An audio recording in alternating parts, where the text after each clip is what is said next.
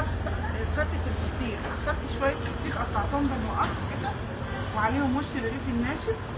بصوا، خيارايه وجزرايه وطماطميه كل واحدة نص، ومعلقة الطحينة معلقة واحدة. بصوا، ولا تحط ملح ولا تحط أي حاجة، وعصرة ليمون بقى.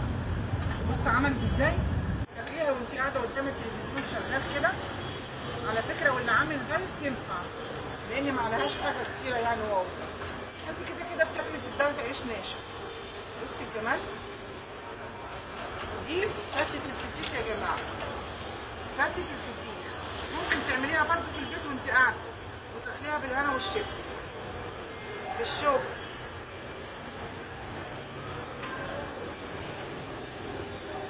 حبة الخضار عليها وبالهنا والشفا. ايه رأيكم؟ فسيخ ام مكة اتعمل ليه تكة، ومستنياك في شارع الروضة أول إبراهيم بيه، شبرا البلد، شبرا الخيمة.